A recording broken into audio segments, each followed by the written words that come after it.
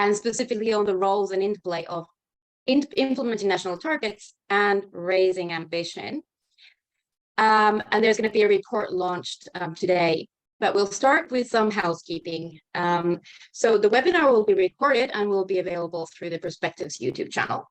And if you have questions, there is a Q&A space where you can type them, and we'll take some at the end of this 1.5-hour webinar. And now, a look at our agenda. So we'll have some remarks, opening and closing from the Swedish Energy Agency. Then we'll present the key messages and results of the study, and then have a really interesting panel discussion with a lot of panelists from different stakeholders, and then some Q&A at the end before closing up. And now I would like to pass the floor to Erland Kjelland from the Swedish Energy Agency. Thank you so much, Hannah. And hello, everyone, and welcome to this webinar and launch of the report, Raising Climate Ambition with Carbon Credits. My name is Erland Kjelland, and I work as a policy advisor at the Swedish Energy Agency. Together with my colleagues Julia Wernersson and Svante Söderholm, we are working on implementing cooperative approaches under Article 6 of the Paris Agreement as a buyer country of ITMOs. And in addition to that, we are also investigating the possibilities for Sweden as an EU member state and part of the EU NDC to potentially act as a host country and seller of carbon credits from BECCS projects under Article 6. And we also follow carbon markets more broadly, including the development of the voluntary carbon market and how it interplays with Article 6. And these are issues that we also will be discussing during today's webinar, and also the topic of the report that we are launching. And we are very proud of this report, which explores the role and interplay of voluntary and Article 6 carbon markets in promoting NDC implementation and ambition raising to mitigate climate change. This report is commissioned by the Swedish Energy Agency and produced by a team led by senior consultant Hanna-Maria Ahonen and her colleagues from Perspectives Climate Group and Climate Focus. During this webinar, we will present and discuss the main findings of the report together with our invited speakers, who have also contributed greatly to the report throughout the process, both through written feedback and through participation in the 3 different expert meetings that were organized as part of this study. These expert meetings covered the topics of authorization and accounting, methodology, certification and registries, and high integrity use of carbon credits and credible claims. At the Swedish Energy Agency, we have been following these issues for a while now, and we see big opportunities for both Article 6 and voluntary carbon markets to contribute to the targets of the Paris Agreement of keeping the global rise of temperature under 1.5 and well below 2 degrees Celsius. Both voluntary and Article 6 carbon markets have huge potential to mobilize private capital for the world to meet these goals. But we also see that these markets face different challenges. And we see that these markets interact with each other more and more. And this is why the Swedish Energy Agency has commissioned this study. That said, I look forward to hearing from our invited speakers and listening to an interesting discussion on this topic based on the finding of this report. Thank you so much, and back to you, Hannah. Thank you, Erland. And as typical, I forgot to introduce myself. So my name is Hanna-Maria Ahonen from Perspectives Climate Group, and I'll start this presentation that presents the key results of the study. So as Erland already said, we have one key question, but it actually has packed many questions. So what is the role and what is the interplay of the voluntary market and Article 6 in meeting targets and raising ambitions? So a lot of questions packed in one. And we're looking at it from the perspective of the integrity of carbon credits, and authorizing them under Article 6, and then also the integrity of carbon credit use and related claims.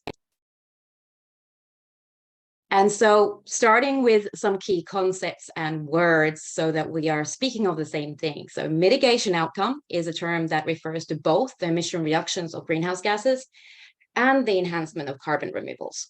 And a carbon credit is a tradable unit that represents an additional mitigation outcome.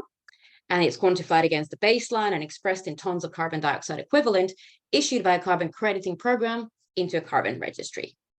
And the voluntary market is a space for trading carbon credits that are used for voluntary purposes. And Article 6 of the Paris Agreement, and we'll look more into this, has different elements. They have Article 6.2, which is about cooperation that involves internationally transferred mitigation outcomes that are authorized for use towards NDCs or national targets, international mitigation purposes like for international airlines, or other purposes, and that could include voluntary purposes. And then there is also an international Article 6.4 mechanism, and that issues carbon credits that are called Article 6.4 ERs, which can, but don't have to be authorized as ICMOs in line with Article 6.2. So while we're looking at this, we're looking both at meeting targets and raising ambition. And so we have two different gaps that we're looking at. There's an action gap, and that's the gap between what countries have already set as targets and what they've set as existing and planned policies. So the policies are not quite getting us to the targets, and that gap is referred to as the action gap. But we also have an ambition gap, and that's between the targets and where we actually should be going to, according to the global goal of the Paris Agreement. And so we're looking at ways to address both of these gaps. And there are different ways of addressing these gaps. So for addressing the action gap, you would need mitigation that supports existing targets. And they can be voluntary, but they can also be done by countries by including new policies. And then the ambition gap is about supporting mitigation that goes beyond current targets. You can do that through voluntary ambition raising, and countries can overachieve their targets, and also they need to, and they will be hopefully enhancing their targets. So all of these different mechanisms for addressing the action and the ambition gap going forward. And now we're looking at the different roles. So the role of the voluntary carbon market has changed quite dramatically with the Paris Agreement. So until 2020, they were really focused on the gray area, which is emissions in countries without targets. So they were really focusing on mitigation beyond targets. And we had a massive ambition gap back in the day. And from 2021 onwards, the voluntary carbon market is now operating in a space where almost every country has climate targets.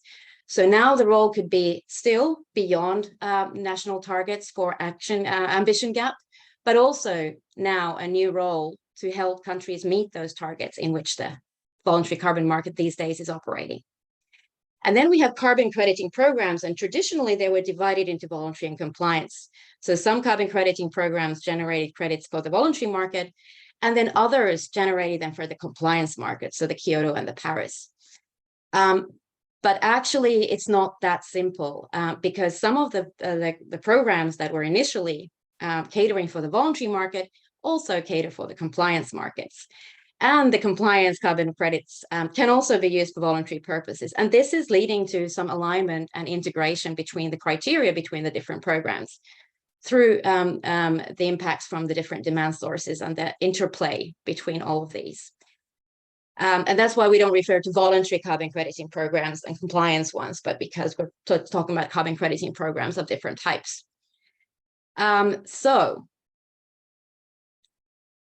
the role of Article 6, there's several different roles. Article 6.2, which is operational only in a few countries, but it's starting to become more operational. It has international requirements coming from the Paris Agreement, but also national requirements and arrangements to implement these international requirements. And also to do the accounting so that then the mitigation outcomes are not counted towards the host country.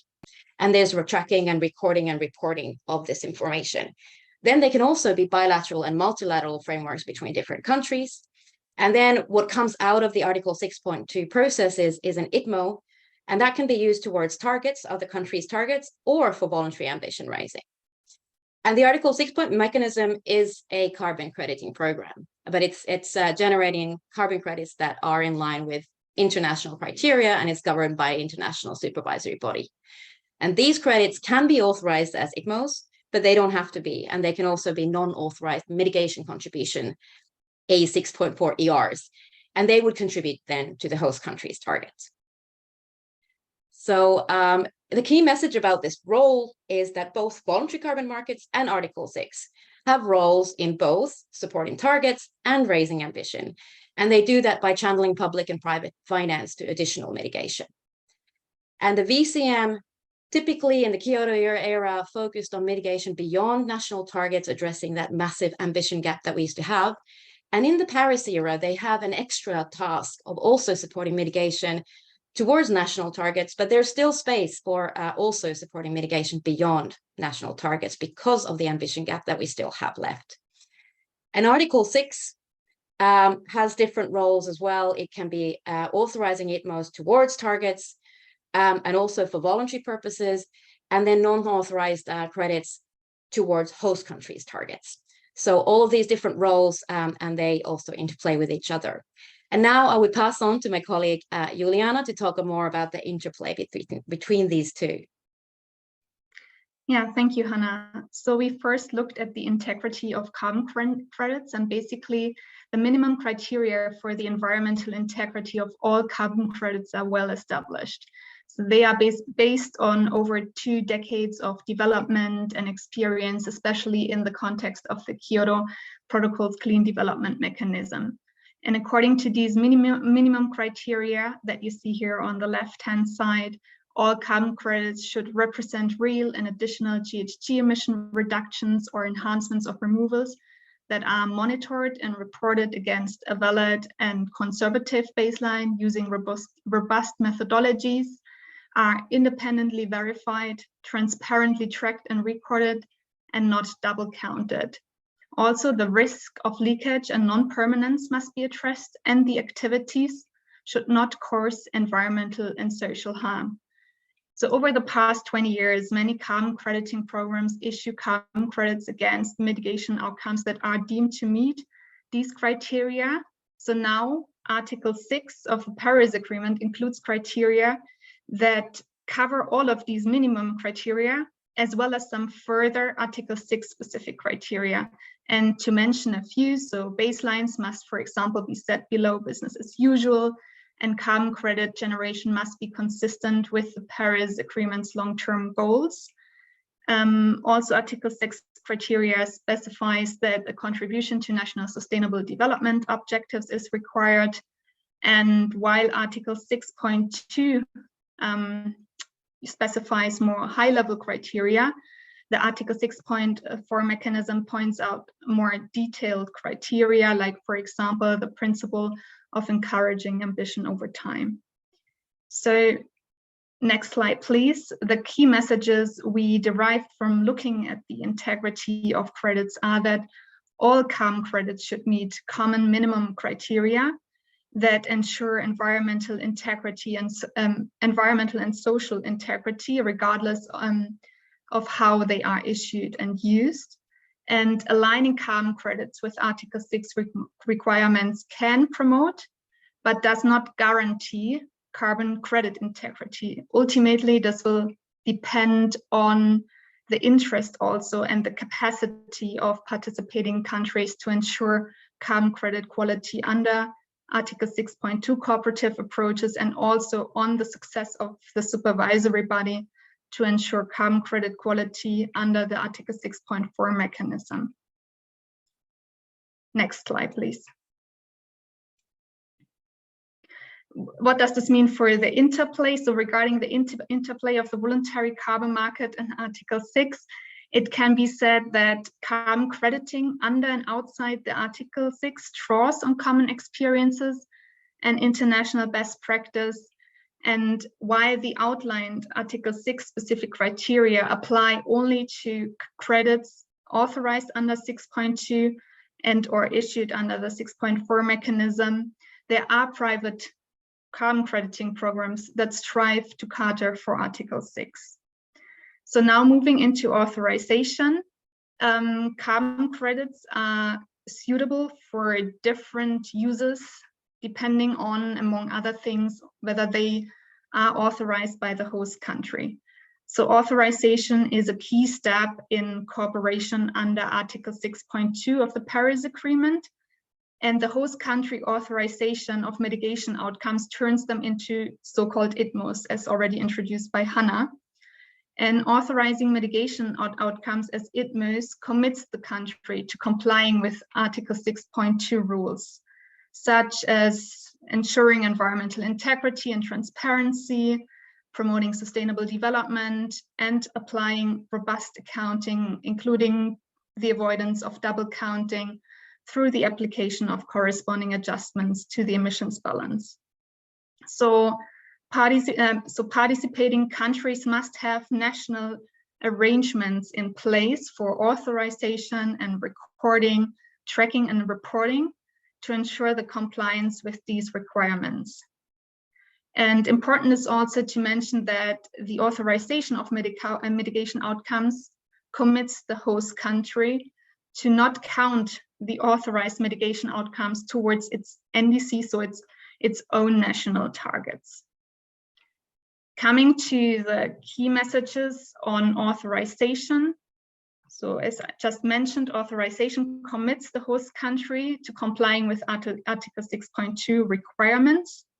And the authorization also requires careful consideration of implications to NDC achievement and enhancement as host countries are giving up mitigation outcomes through the authorization, so to say.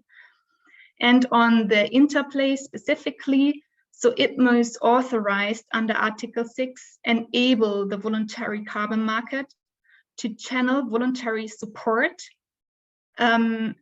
towards support for global ambition raising, as these are not counted towards national targets but go beyond.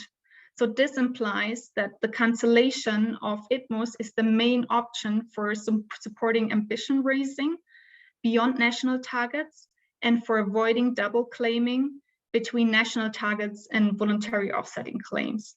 So basically, in short, the VCM needs Article 6 to support global ambition raising.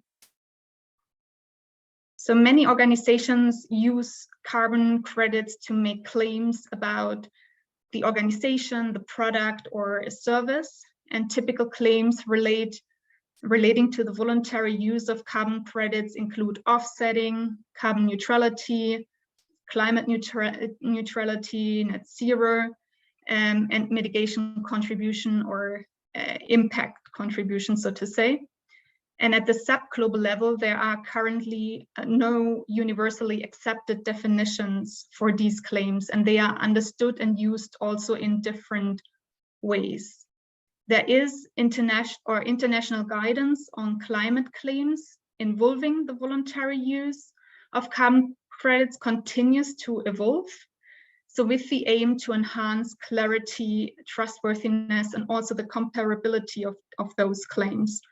So the figure here shows that the high integrity use and related claims include many elements. For example, here the calculation of emissions, then setting targets and reduce own emissions consistent with the 1.5 degree target, ensuring the integrity of carbon credits used to support mitigation beyond own value chain, a report on those targets, emissions and actions, and also on the use of carbon credits. And then the last element you see on the slide is the application of robust accounting and ensuring the integrity of claims. So each element has several sources of guidance. On the left, you see the available international guidance for compliance. This is mainly UN, IPCC, and EU guidance. And on the right-hand side, the available international guidance for the voluntary use of carbon credits. So the lack of guidance is not the main challenge, rather it's like navigating the guidance and ensuring that guidance is consistent. This is an ongoing process that requires coordination and interplay between various initiatives and actors. Next slide, please. A non-state actor's contribution to global mitigation efforts consists of the reductions in its value chain emissions and then the use of carbon credits. And this figure shows a bit the mitigation hierarchy also in terms of its different building blocks. So just meeting the criteria of one building block would not be enough. In fact, the highest contribution to global mitigation would be achieved by reducing own value chain. So here at the top, by reducing own value chain emissions in line with the 1.5 degree pathway, and covering any residual emissions with more than the equivalent amount of carbon credits. And important here for the carbon credit type is that the carbon credits are used that represent mitigation beyond NDCs that meet carbon credit integrity criteria. So this would be the maximum input one can have, and deviating from this, for example, by using credits that represent mitigation towards the NDC, would imply that there is less contribution to the global 1.5 degree target. Next slide, please. Coming back to our slide from the beginning that showed the action and the ambition gap. So in the Paris area, the expansion of national targets reduced, but has not yet fully closed the global ambition gap, as we heard. So there's still a role for the voluntary carbon market to cater for traditional offsetting, meaning that the voluntary cancellation of carbon credits is done for the purpose of counterbalancing an equivalent amount of emissions. And there is a broad agreement that authorized carbon credits that represent additional mitigation beyond national targets, such as ITMOs, provide a credible basis for voluntary offsetting and related claims. So in that case, traditional offsetting supports mitigation beyond national targets to address the closure of the global ambition gap, as you can see here on the slide. And the ambition gap can also be addressed by using authorized carbon credits for delivering so-called overall mitigation in global emissions, so OMGE, which is mandatory under the Article 6.4 mechanism and optional for Article 6.2 and for the voluntary use of carbon credits. So by not using it for counterbalancing own emissions, but simply by canceling the ITMOs. Also, countries need to support, still back please, yeah, need to support, or countries need the support actually to close the action gap and enhance their national targets over time. And this opens up a new role for the voluntary carbon market and a new voluntary use case, so to say, for contributing to the achievement of national targets and making related contribution claims. And the current demand for these contribution claims is still limited, but could increase in the future. So coming to the key messages on integrity, first of all, credible claims are based on the complementary use of carbon credits in addition to science-aligned reductions in own value chain emissions. And the second key message is that double claiming between national targets and voluntary claims should be avoided by using ITMOs for voluntary offsetting claims and non-authorized carbon credits for contribution claims. And with that, over to you, Hannah. Thank you, Yuli. So now to wrap up with a few words about VCM and Article 6 alignment or Paris alignment. That's something that we talk about a lot now and probably will hear a lot of discussion going forward on Paris aligned voluntary carbon markets.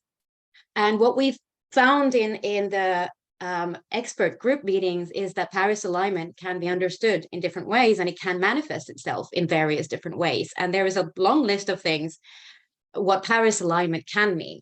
So it could mean applying carbon Article 6 criteria for carbon credits. And that can even be done by activity developers.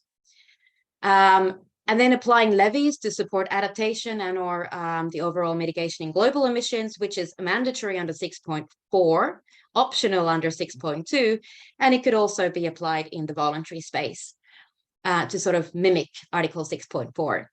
And then avoiding double claiming between voluntary offsetting and national targets by voluntarily cancelling ITMOs is a way of aligning with Paris Agreement and avoiding double claiming with national targets in the voluntary space. And then carbon crediting programs are also seeking Paris alignment, and that would mean aligning their requirements with Article 6 requirements, including the long-term goals of the Paris Agreement, but also if specific host countries could have requirements under Article 6 on baselines or crediting periods. So then these crediting programs could align with these requirements, and that would allow them to issue Paris-aligned carbon credits, which would actually be necessary if they want to cater for 6.2. And then private registries can label carbon credits that have authorization and live in those private registries. So you can, the buyers can separate or identify those carbon credits in private registries that have authorization. So that's also a way of Paris aligning between voluntary carbon markets. And then private registries are also aiming interoperability with national or international Article 6 registries because of these Paris alignment, and because if they want to cater for Article 6.2, so that the private registry talks to the international or national registry. And then importantly, how this alignment happens, it is a two-way street, because Article 6 can build on good practice experiences from or also the bad practice experiences. They can learn from all the experiences carbon credit markets in the best practices and the initiatives. And then, of course, VCM can build on what's developed under Article 6. But the space where the best practices are developed, it's a common space of Article 6 and voluntary carbon markets where we can all learn from each other. So that's, and then the next slide, if I remember correctly, kind of pulls all of this together. So the role and the interplay between voluntary carbon markets and Article 6, you can see that it's hard to draw the boundary where one starts and the other one ends, and that's not even necessary. So carbon credit generation, you can have crediting programs that initially were catering for the voluntary market, or then you can generate credits under Article 6.2 or the 6.4 mechanism. And then you can have these carbon credits, regardless of where they're coming from, they can seek authorization under Article 6. And that would turn them into ICMOs, so kind of Article 6 credits, even if they are developed or issued under carbon crediting programs outside of the Paris Agreement. But Article 6 authorization really gives them the stamp that they meet Article 6 requirements according to the host country. And these authorized carbon credits, or ICMOs, can be used for particular purposes. So they can support targets, but not the host countries, but other countries' targets. And they can raise ambition voluntarily and through the overall mitigation in global emissions. So when they're voluntarily canceled or canceled for OMGE. And then you can have carbon credits coming from the Paris Agreement's Article 6.4 mechanism or from other carbon crediting programs. And they are non-authorized, so they haven't sought authorization at ICMOs, and they can be used to support host countries' targets. For example, domestic schemes can have a compliance element, but then they can also be voluntary support for host country targets. So it tries to sort of structure the ways in which the voluntary market and Article 6 can interplay and interact with each other, and what role they have in supporting targets and raising ambition. So now going to the key messages here on alignment. So if we want to avoid a race to the bottom, it's really important that voluntary carbon markets and Article 6 apply the common criteria that ensures the integrity of each and every carbon credit. And also, the voluntary claims should be consistently regulated, and they should be regulated in line with good international practice. And that stops the race to the bottom. And then we also want to promote a race to the top. And that means that we should all together work on good practices. That is a continuous process. And we should develop them together, share them together, and align them across the voluntary market and Article 6. So with that, there's a lot of things going on right now, and it is quite overwhelming. But the important message here is also that there's a lot of support, and there's a lot of cooperation and capacity building going on. And I'd like to invite Carolina England to give an example of that type of support that we have in helping countries to navigate this landscape. So Carolina, over to you. Thank you, Hannah, and good morning, good afternoon, everybody. Today I'm going to present these steps that were developed by the VCM Access Strategy Toolkit. So this Access Strategy Toolkit was developed by the Voluntary Carbon Market Integrity Initiative in partnership with Climate Focus and the UNDP. And this has been done recognizing the importance that the VCM is having now in host countries, also to reach the NDC, or ambition raising. And the main objective of this toolkit is to provide considerations, but also recommendations on how these countries can engage with the voluntary carbon market.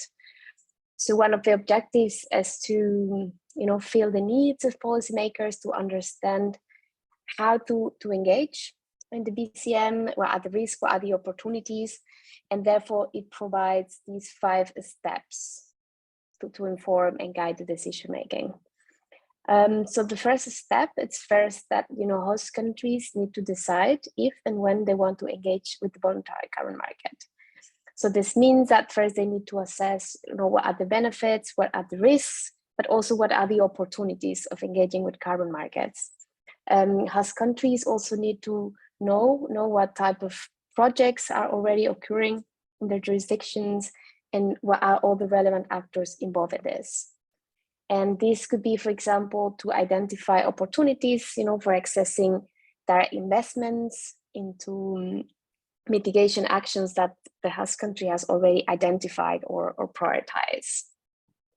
And in this step, the toolkit also presents different roles that the host countries can play, that governments can play. The second step has to do with how the countries, the governments plan how to finance the NDC. So in this step, the governments first need to identify, okay, what are our financial needs and the policy instruments that we're going to use to finance the NDC. Once we have this, we can understand, okay, what can be the role or the potential of the voluntary carbon market on this.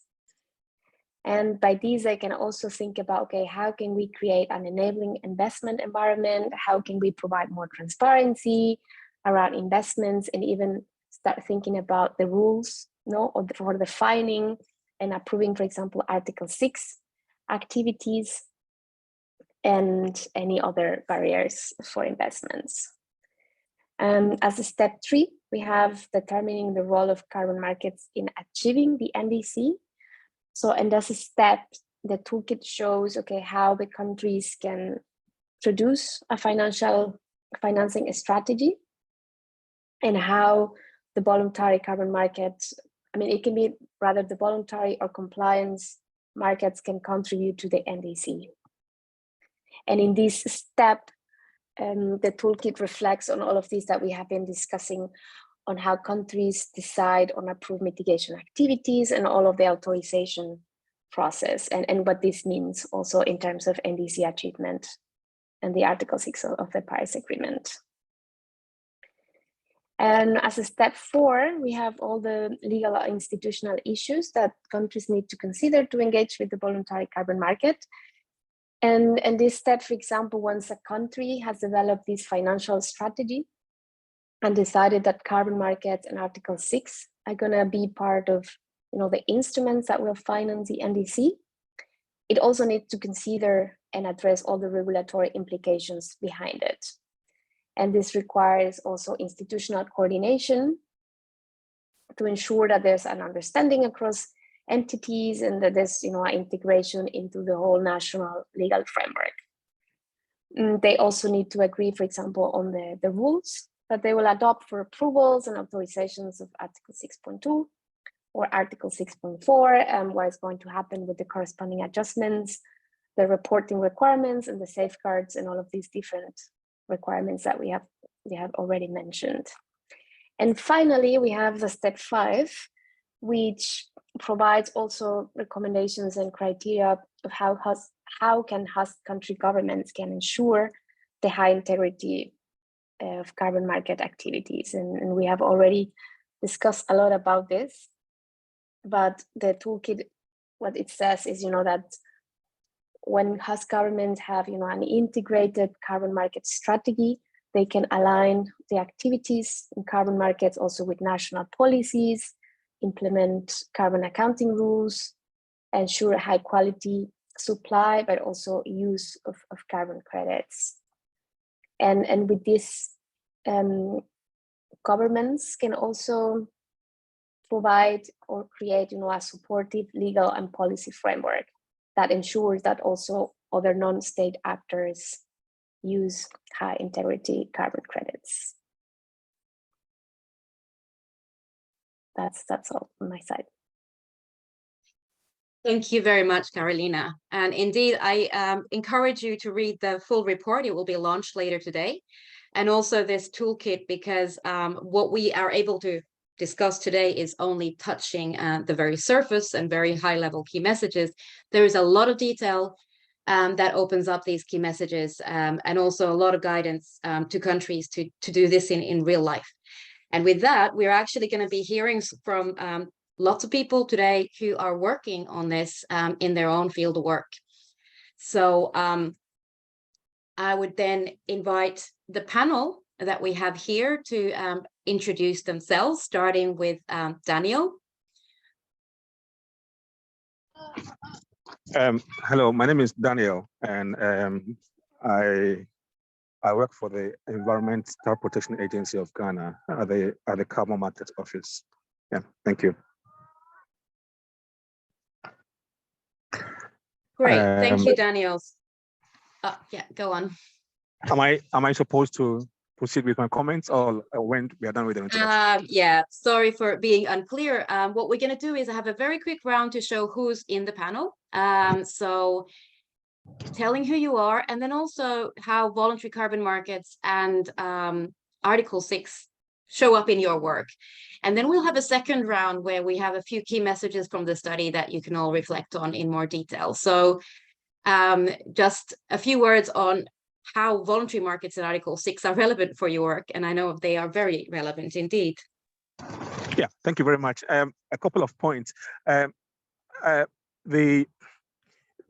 first issue for us comes down to the question of alignment. And the question is that to what extent can we use, or to what extent would the voluntary market programs or projects contribute to achieving the higher ambition of Ghanaian NDCs? So that question is very, very important to us, and in a sense that it has both authorization, accounting, and use implications for the NDCs. And I think that the draft paper already highlighted some of the areas of interest. The first point I wanted to raise was the fact that it is unclear to many, many countries in their national arrangement to what extent would the emissions that are not covered in their national inventories would be the basis for authorizing or not authorizing emissions for voluntary markets. So that's the first point. And from our side, we have clearly articulated our view that the first entry point is about what is contained in the national inventories and what is outside the national inventories. And that would be the first basis for dealing with voluntary market projects. So if voluntary market project emissions are already covered in the national inventory, in the national inventories, then in our view, it could be authorized. And once it's authorized, then it leaves the space for claiming contributions. That is our first approach. The second approach is about the implications, about the opportunities on the ground, because in most of our countries, the opportunities for supplying credit on the ground will be constrained if such interpretations are applied to not authorizing mitigation outcomes outside the GAG inventory. So that's for us is very important. The next question is the restrictions that arise from the interpretation of authorizing or not authorizing mitigation actions outside the NDCs, even though they are in the GAG inventories. Again, we have the belief that the narrow interpretation of that would have implications for project supply opportunities in the country, and I think this conversation would very much throw light on what are the eligibilities and what are the implications on the ground. And in the case of Ghana, what we have done is that insofar as the activity or the project is in the NDCs or is outside the NDCs, but is covered in the GAG inventories, it provides us with the basis for authorization. All right. So again, the confusion that many countries are likely to face is how do you balance emissions in the national inventories, emissions that are outside the national inventories, and also mitigation actions that are in the NDCs and those that are outside NDCs. At the end of the day, on the ground, it's not only accounting or authorization or use issue, it is also an issue for the potentials of project on the ground. And that, in our view, if it's not clearly demarcated, could have implications for achieving the NDCs and even raising the ambitions already. Remember that, in our view, one very important input into authorization and the ultimate corresponding adjustment is what goes into the emission balance. And in our view, the emission balance is linked to the GAG inventory. So again, one very critical point for us is that if then the country is not ready to have an internal capacity to be able to do this, then that creates an additional capacity gap for the country as well. So these are the 3 points that I thought I should raise. Thank you. Thank you very much, Daniel. And I think this shows how quickly the high-level messages go into the details, and they're very relevant for the big questions about the role and interplay and what raises ambition and what helps to meet targets and enhance targets. So thanks for showing the insights on your daily life, on the level of issues that you are thinking about when you're talking about voluntary carbon markets and Article 6 interplay. And now we'll move to quickly introduce the Swedish Energy Agency, who I think it's Julia from the Swedish Energy Agency, and how voluntary carbon markets and Article 6 are relevant for Sweden. And then we will come back to the key questions, so don't worry about that. We will have plenty of detailed discussions coming forward as well. So Julia, please. Okay, so just shortly from me then. So my name is Julia Wernersen. I'm very happy to be part of this panel. I come from the Swedish Energy Agency that has, of course, financed this report. And the reason for that is that the Swedish Energy Agency has been mandated to represent Sweden on matters related to Article 6. So we're working both in the negotiations and also in the actual implementation of Article 6.2 at the moment, amongst others, together with Daniel from Ghana, which we're very happy about. Yes, maybe if I could just say that, we definitely see that Article 6 and the voluntary carbon market are interlinked. They impact each other, both technically, but also reputationally.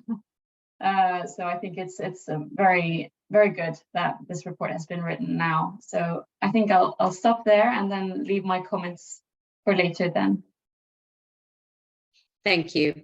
And then moving on to Karolina from Finland, the Finnish Ministry of the Environment.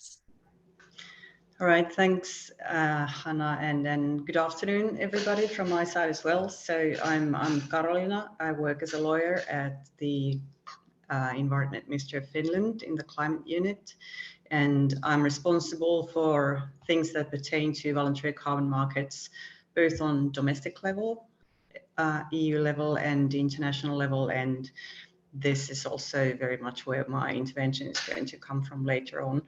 I also work with ICAO's CORSIA, which is an interesting example, obviously, somewhere between voluntary and compliance markets, and have a long and arduous background in the clean development mechanism. So I'm one of those who have that baggage to carry. Thanks. I think you mean privilege, Karolina, but moving on. Then another one with a CDM baggage or privilege, Martin Hessian from the European Commission. So quick introduction and whether you are working on voluntary markets. Martin is certainly working on Article 6. We all know that.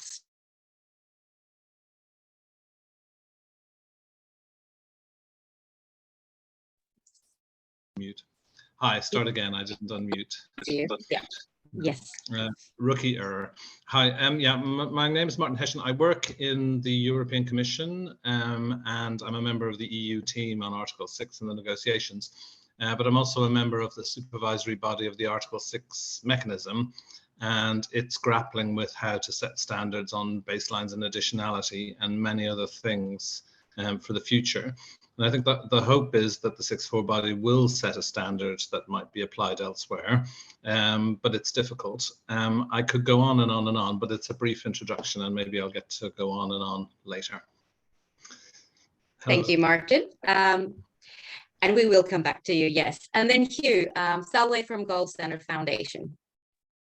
Hi, thank you very much. So my name is Hugh Salway. I'm Director for Market Development and Partnerships at Gold Standard, and I lead a lot of our work on Article 6 implementation. And Gold Standard has been and still is associated with the voluntary market, but when we look to the future, we really see things similarly to how Perspectives shared this earlier, where we see, in a way, one market used for different purposes, whether that's voluntary, whether that's compliance, some under Article 6, some outside of Article 6. And so we're really thinking through how Article 6 principles can be introduced into our requirements, what this means for use of our credits in the future, and what partnerships we need with governments and others in order to make sure that if you're developing projects under Gold Standard in the future, you can do that through Article 6, you can do it outside, and we're providing the support and the services which are needed for the market of the future. Thanks, Hugh. And then Florian Eichholt, representing an activity developer. Please. Yeah, thanks for the invitation, Anna-Marie. My name is Florian Eichholt, and I'm working for Atmosphere. Atmosphere is a not-for-profit project developer, and since 2017, I'm supporting Atmosphere with the process of aligning its business model and its projects with the new framework conditions of the Paris Agreement. We see a clear interlink between the compliance markets and the voluntary carbon market, also national and global strategies to tackle climate change. And I was planning later on in my intervention to focus on the voluntary carbon market as one of the instruments, of the many instruments we have available to tackle climate change. It's not the center of the world, the voluntary carbon market. It's one of the instruments, and they all have to work very well together to assure that we achieve the Paris target. Thank you, Florian. And then another CDM baggage expert, privileged expert, Lambert Schneider. And I think you're also entering the voluntary carbon market space more recently. Lambert, please. Yeah, thank you. Hello to everybody. My name is Lambert Schneider. I'm research coordinator for international climate policy at Öko-Institut. I'm also part of the EU Article 6 negotiation team and the CDM executive board. I'm still on the old world, not yet the new world, but I'm also engaging with the voluntary carbon market in different programs. One role is in the Integrity Council for the Voluntary Carbon Market, where I'm co-chair of the expert panel, which tries to establish a global benchmark for a minimum threshold for the quality of carbon credits. And at Öko-Institut, together with WWF and Environmental Defense Fund, we have the Carbon Credit Quality Initiative, which aims to provide nuanced and transparent information on the quality of different types of carbon credits. Thank you. Thank you very much. And I think it sounded like you're all very well prepared for your interventions, so we won't mix up the screen with the key messages. Maybe we can post them to the chat for the panelists if they need it. But it's all about the role and interplay of the voluntary carbon markets in Article 6. So Daniel already kicked things off by showing how we need to think about a lot of details as a host country when you're deciding what to authorize and what the role is for targets and what's for going beyond targets. And then I think we could take Julia on giving some buyer country perspectives on the interplay.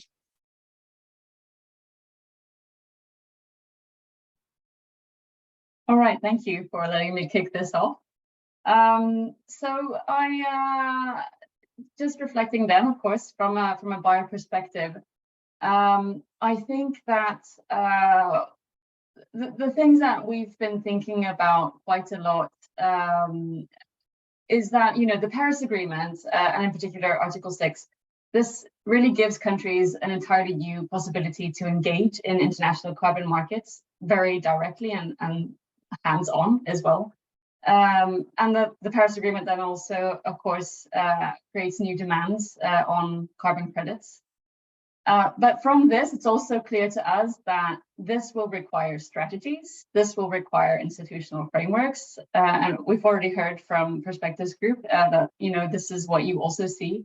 It'll require probably legal changes, new setups, registries, and above all, an increased ambition in line with the Paris Agreement. I mean, this is the goal for all the countries to work towards.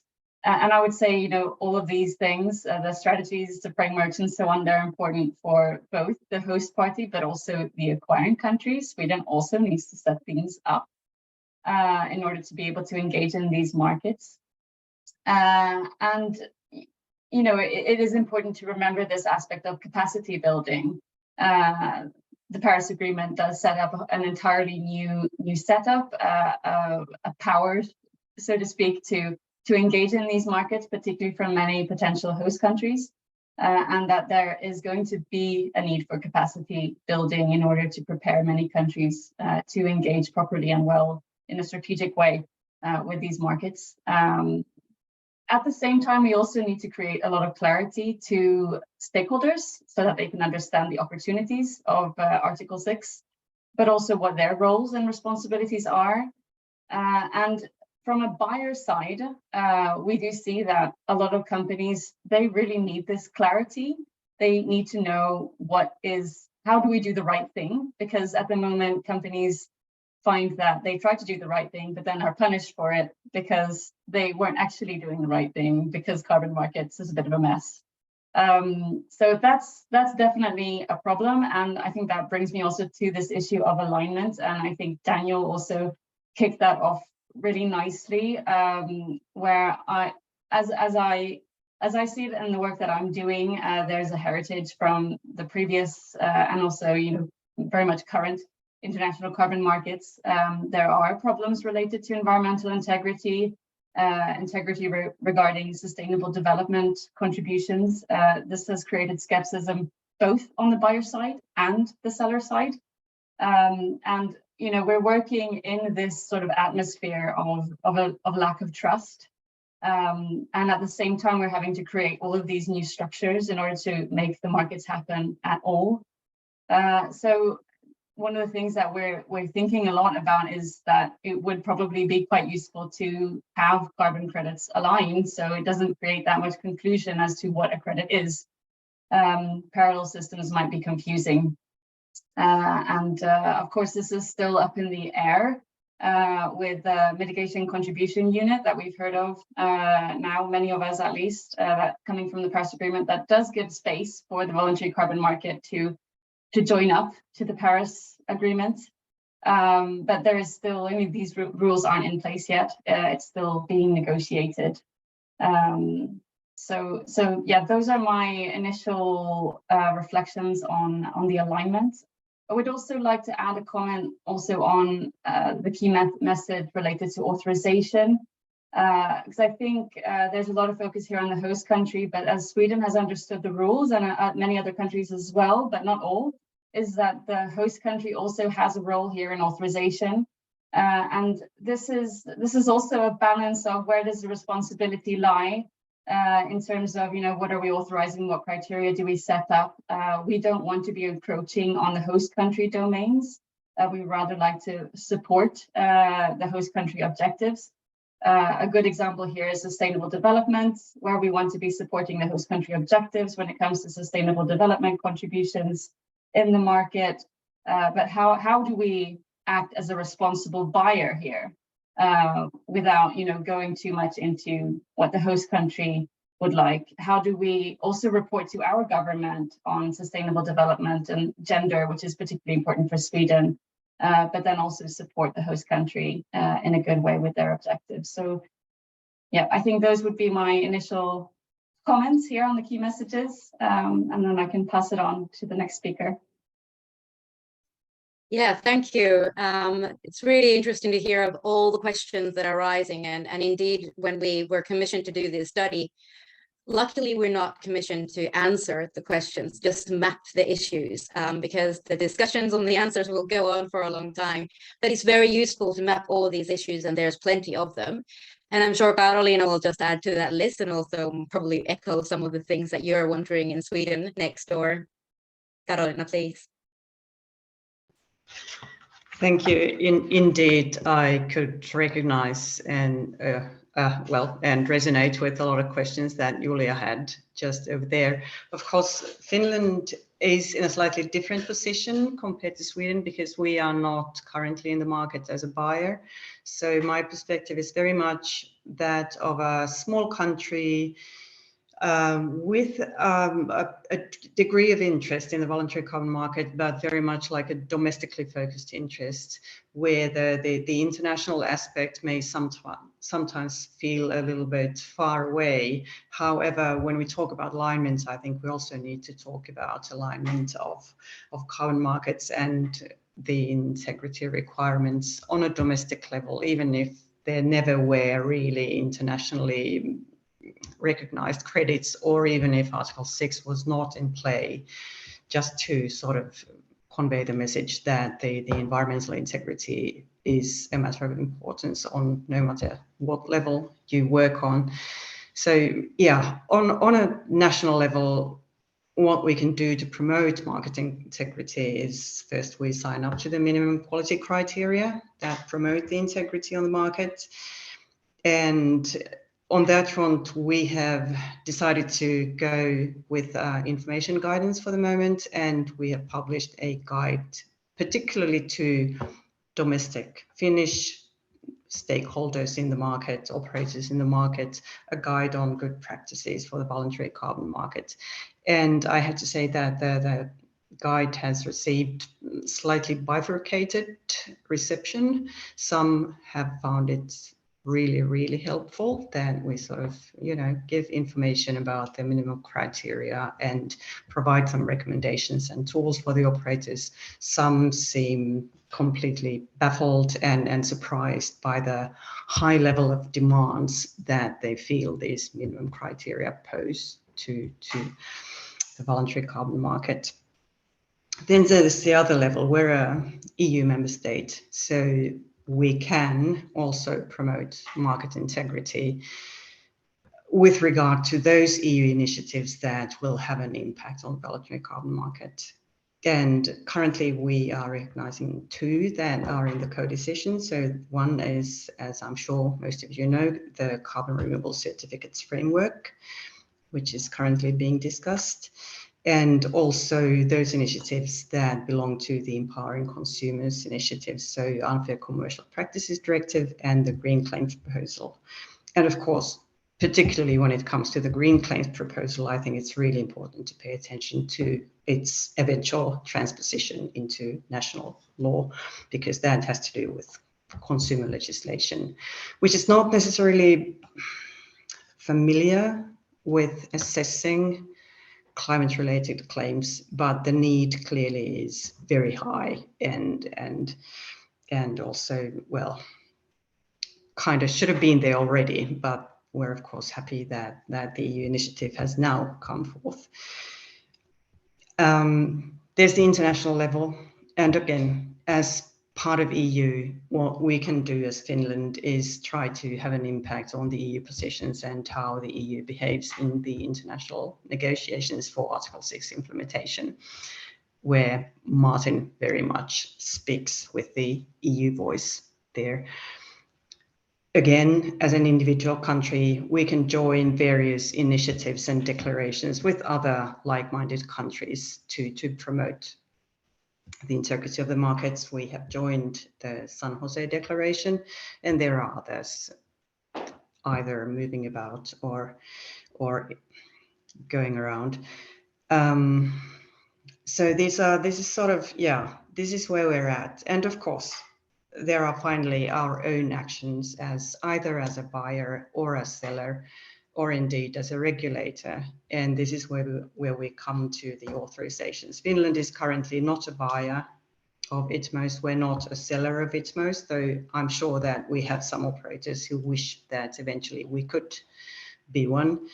But at the moment, what's relevant for us is the authorizations, which we will need to have arrangements for. And here we are in a bit of a legislative limbo because, of course, the EU has an EU level NDC, and we don't have national level legislation on authorizations. We don't have EU level legislation on authorizations. And as these authorizations will need to be sort of done on national level, they will need to be reflected on the EU reporting level. And we don't quite know how this interplay is going to work. We're sort of also awaiting clarity in terms of authorizations. And here I would like to stress that it's not just authorizing for corresponding adjustment. Authorization is also one of the checkpoints for the environmental integrity of Itmos. So there's also that aspect. But I'll stop here. Thanks.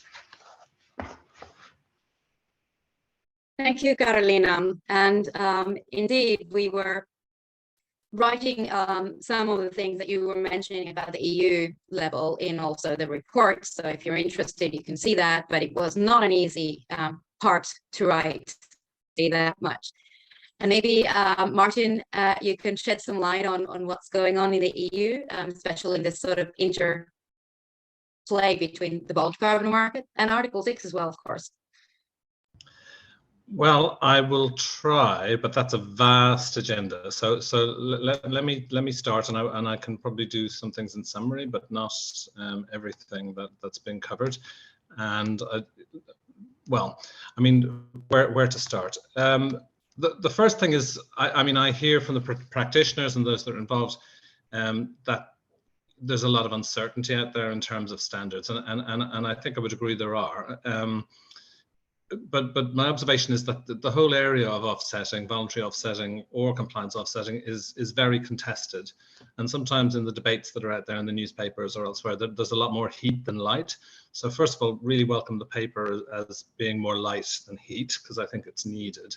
But we are where we are. There is uncertainty over standards, and companies are unsure what to do. And there are different interests. There are institutional investors, project developers, etc., that have particular interests over standards, and I think there's an ongoing debate as to what they should be, and sometimes it's hard to unpack it. I also think that there are expectations out there that are not sustainable, and I mean not sustainable in every meaning of the word, and maybe I'll go on to explain that, just in terms of the potential of the market, the size of the market in the short term, etc. There are locuses of demand for credits in both the voluntary market and in the compliance market, but it hasn't taken off, and it hasn't taken off in part because of standards, but also uncertainty with regard to what the purchasing strategies of different companies are, etc. And then I also think there's a kind of a lack of focus on fundamentals. We talked about Paris aligned, but for me, Paris aligned is how close, or how are we making ourselves closer to the temperature goals, and whether what offsetting does delivers on that. That's a very big statement, where I hope I'll kind of explain it. And then I've got too many roles probably, but I'm working in the supervisory body for the Article 6 mechanism, where we're grappling with what the standard for Paris aligned means in the crediting methodology and additionality guidance. So if you want to be entertained, you can watch the supervisory body debate that at the last meeting and at the next meeting, where we're looking at what sort of rules do we need to deliver on Paris alignment, sharing of benefits, avoidance of lock-in, and it's complicated and difficult, and it will be complicated and difficult, and I'd invite people to maybe join that debate. What I would say about the voluntary market and the initiatives around the voluntary market, they've definitely improved standards, proposed improvements to the standards, but they've also perhaps deferred some of the difficult questions around accounting and baseline ambition to the future, which is something that the compliance market doesn't have the luxury of doing. which necessarily makes us look slow, which we're probably slow anyway, but makes us look slower and more complicated than people would like.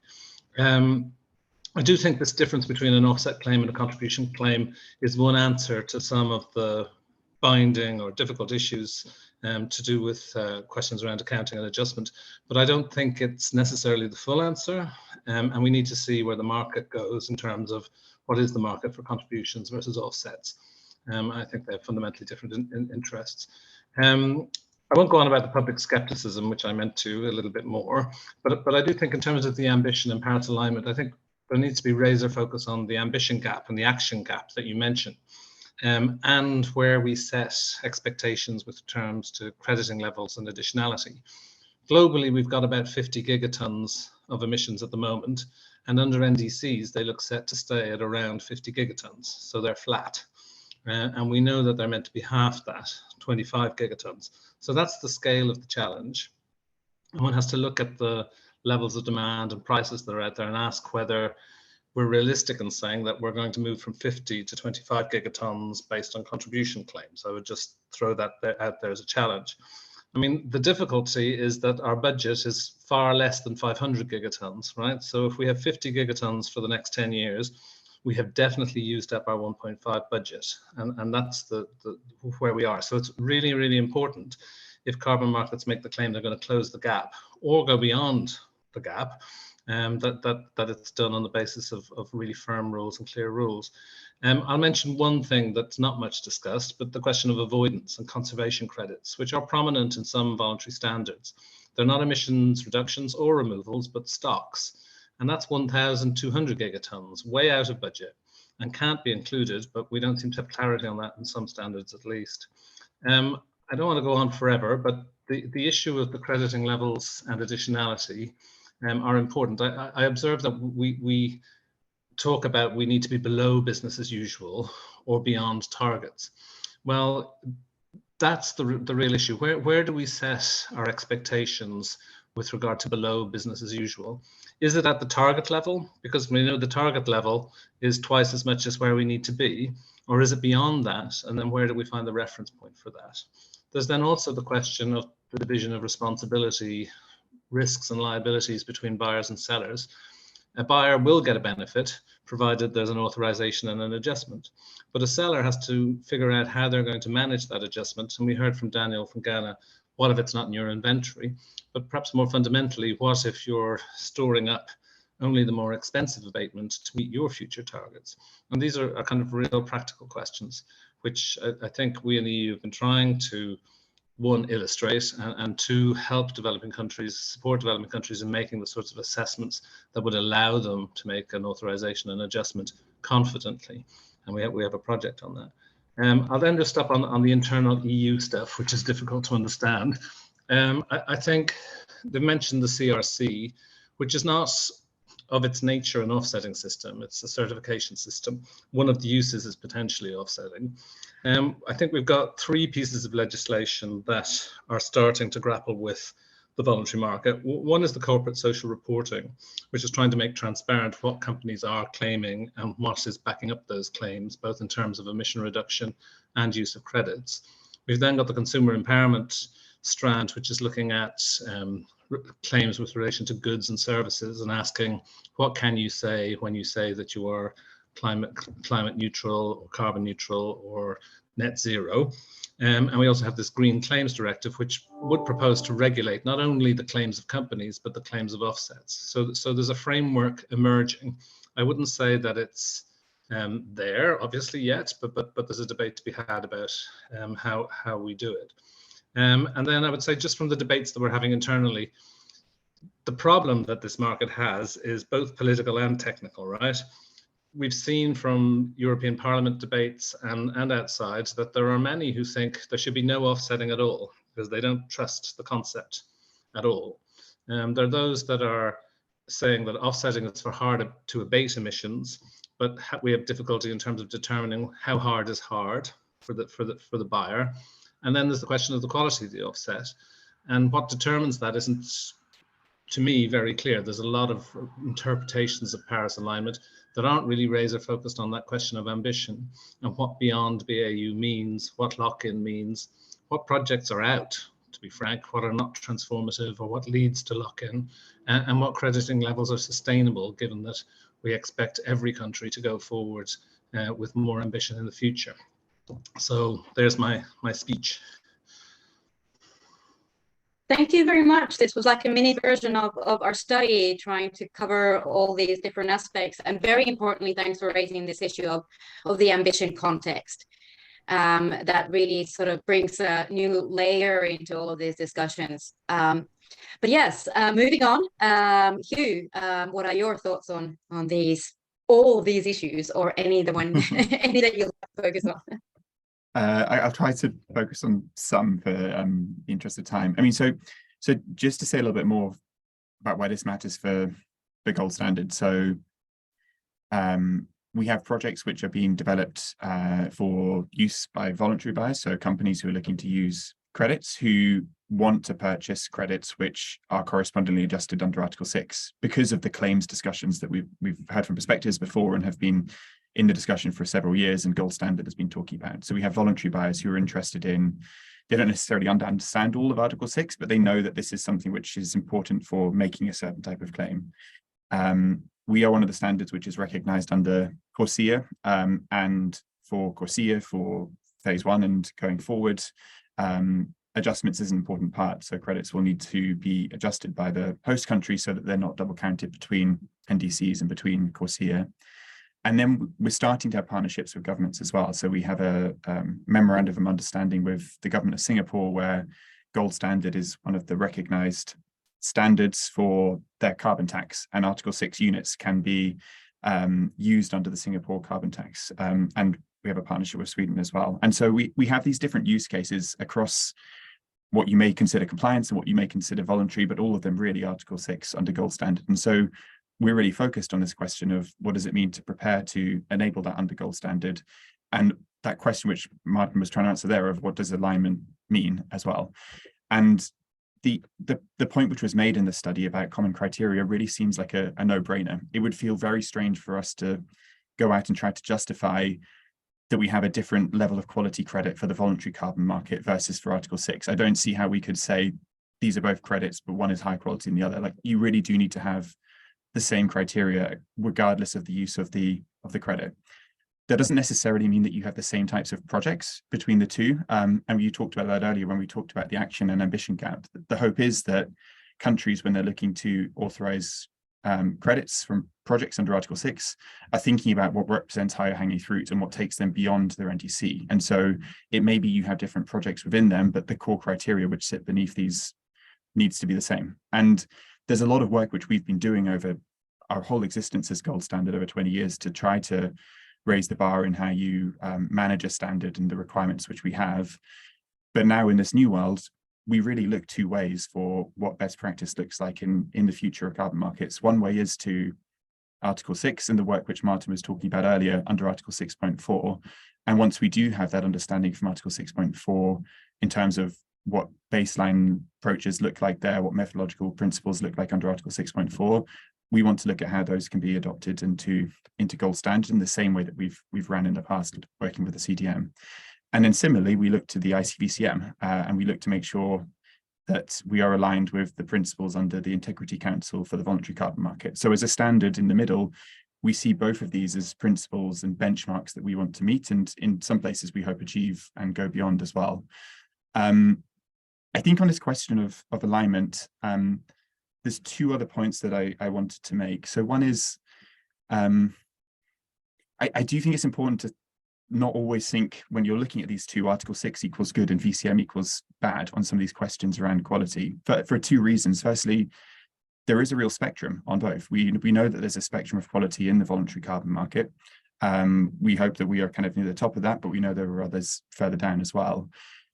And Article 6.2 creates a lot of flexibility for governments. You can have some very high quality approaches under Article 6.2, which I think, and I'm sure we'll see from Sweden, but there's a lot of flexibility there for countries to take lower quality approaches. And so hopefully we see learning across the VCM and across high integrity approaches to Article 6, and these were reflected across all approaches in the future, but the quality levels will vary between the two. I'm quite sure about that. So having this minimum bar is going to be very important. And the second point I wanted to make is this is starting to become quite real in some cases as well. So we now have airlines who are thinking quite seriously about how they will comply with the next phase of CORSIA. The compliance date is 2028, so it's a bit of a way away. But they will need to have adjusted units for that date, or that's our understanding at least. And it's not clear where that supply is going to come from right now. So it's kind of useful to have these discussions around alignment, but we also need to make sure that this can be turned into practice quite quickly, because there are markets out there which are looking for Article 6 units in the near future. Thank you very much. And next, actually, Florian, and then also Daniel might comment on this last point about where will the ITMOs come from. So Florian, please. Yeah, thanks again. Of course, well, Atmosphere is a non-for-profit project developer, and our interest is to use the voluntary carbon market as a tool to develop good projects and to make significant contributions to the objective to reach the objectives of the Paris Agreement. It's not let's say a self-interest in keeping this somehow alive. We want to see this as an impactful instrument, and this is why I was looking into the interrelation between the voluntary carbon market and the other important instruments.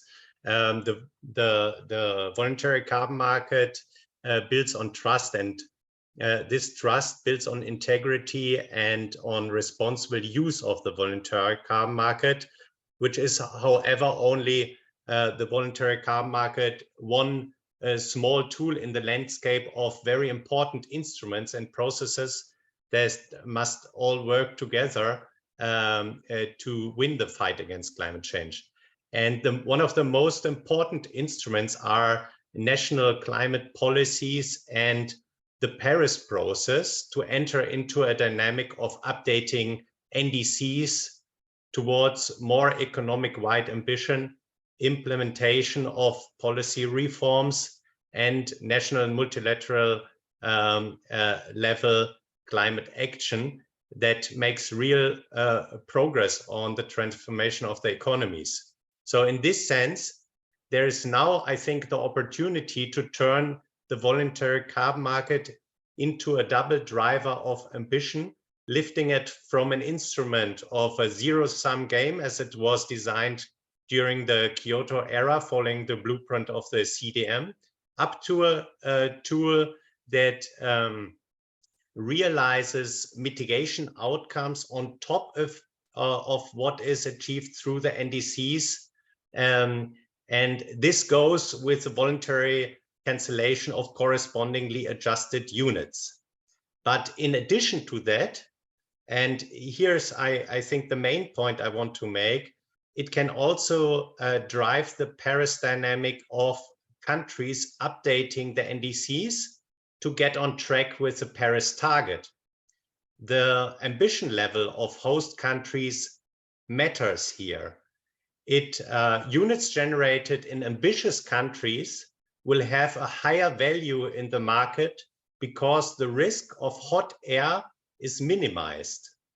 Countries will compete to be the most attractive location for the voluntary carbon market, and they have an incentive to improve their Paris ambition level to attract investors who want to achieve real impact. Investors will have an interest in investing in countries with highly ambitious climate policies. This driver of the Paris ambition also counts for mitigation contribution units. Of course, investors want to support countries that make best efforts to be on track with their climate commitments on global level. So in this sense, apart from the focus on the corresponding adjusted units and its retirements, in this sense, the voluntary carbon market can be a double accelerator of ambition. The first is the retirement of correspondingly adjusted units representing mitigation outcomes that clearly help to close this emission gap. But the other one is the incentive for countries to be a front runner on climate policy, to be attractive for impactful voluntary carbon market projects. So in this sense, with that, we can lift the voluntary carbon market, so to say, to Paris compatibility, raising the level of its ambition and attracting more funds from private sector through this regained attractiveness. Thanks. Back to you, Hannah. Thank you very much, and thanks for highlighting the ambition once again. Now we have 9 minutes left. 2 more speakers. I'll give the floor to Daniel in case he wants to reflect, and then Lambert will have the honor of being the final panelist, and then Erland will wrap up. And I think we can still make it, but keep this timeline in mind. We can't go over time. So Daniel, as a host country, do you still have some reflections on Article 6 and voluntary carbon markets you'd like to share with us? Yeah, I'll be very brief to allow Lambert to also.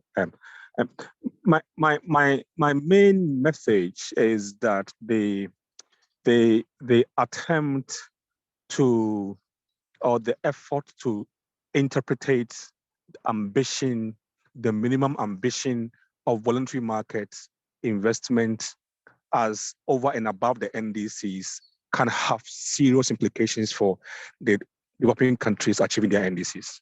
Because then the suggestion is, where then do you place the ambition? You place the ambition below the conditional NDCs, or you place the ambition over and above the conditional NDCs? And the suggestion that, oh, ambition is further achieved when you rather go beyond the NDCs and even go beyond the GHG inventories, I think for me has a serious implications for developing countries and the potential for supplying Paris-aligned credits. That is a point I want to highlight. And I think that if the paper can further look into this, for me, that would be extremely useful. Thank you. Thank you. And the report actually looks at different options to also do benefit sharing, so that it also helps towards NDCs and somewhat beyond or enhancement. But yes, next, Lambert, please. Yeah, thank you. Much has been said, and thank you also for the really good report and your key messages, to which I really agree. I wanted to dig quickly into 2 topics, one which has been discussed a lot, and that's the question of ambition raising, and in particular from the host country perspective. So I think the Paris Agreement, and that's really a new point, it says it should contribute to the ambition raising of NDCs, and that's not only the buyer, but it's also the host country. And how can you achieve that? I think generally there are 2 ways to achieve that. Either you go for mitigation contribution units, right? And the host country can claim the emission reductions which are financed through the market. Or, and maybe that's an aspect we were talking about, but which is really important to make clear, or if you go for ITMOs, I think it's really important that there's some benefit sharing. So only part of the emission reductions which are achieved through the mitigation activity are internationally transferred, and part can be used by the host country to achieve its conditional NDC, right? And that's really essential, I think. Otherwise, you also create perverse incentives, an issue which was raised in the chat. And how can you achieve that? There are really different models. Like the Japanese model is you just divide the emission reductions and the buyer only takes 50%, while the rest is basically for the seller, right? But there are also ways of using really ambitious baselines, shorter crediting periods. So there are different models how to do that. And all that, again, from a host country perspective, as Daniel said, only works if you are within the scope of the NDC, right? If you want to raise the ambition of the NDC itself, and if the emission reductions show up in the inventory. And then the second point where I wanted to give quickly kind of a landscape, the question, how to enhance integrity, that came also up, right? And where do we stand on that? And I think here I see kind of different pathways. So first, I think Article 6.4 should be the role model, right?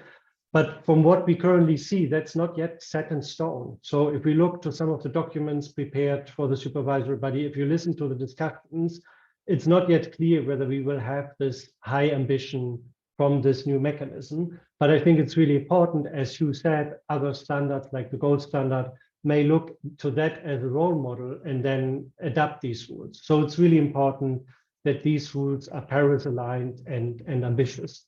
And then there are all these another initiatives. We have the ICVCM, the Integrity Council for the Voluntary Carbon Market, which wants to set a minimum bar for high integrity. And then that's possibly one route if that lands and that standard is widely adopted. But then there are also many initiatives to create transparency. So we have new rating agencies like Silvera, B0, Calix Global, which try to provide transparency on individual projects, and our carbon credit quality initiative, which provides transparency on types of carbon credits.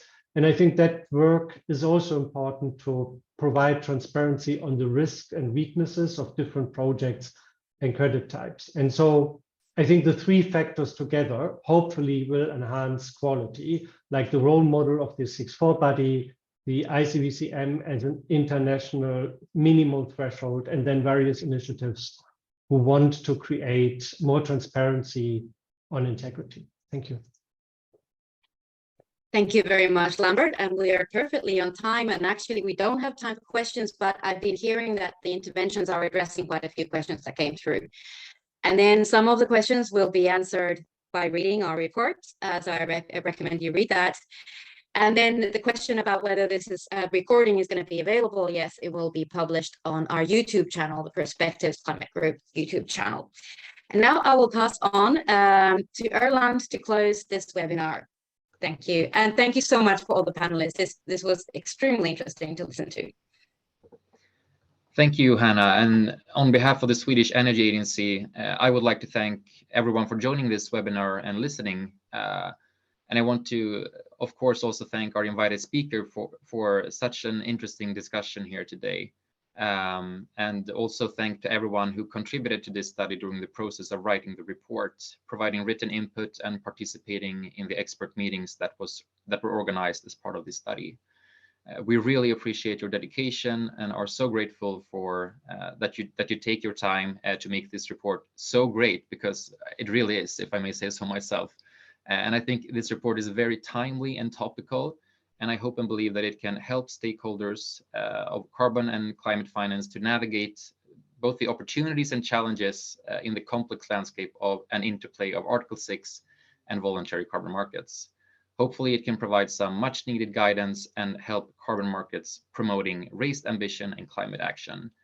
And finally, on behalf of the Swedish Energy Agency, Julia Wernersson, Svante Söderholm, and I would like to give an extra special thanks to our dear colleagues at Perspectives Climate Group and Climate Focus, Hanna-Marie Ahonen, Ayushi Singh, Juliana Kessler, and Carolina Inklan for their excellent job on this report and the organization of this webinar.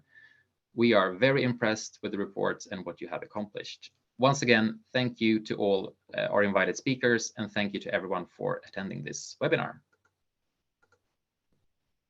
Thank you. Bye. Thank you. Thank you.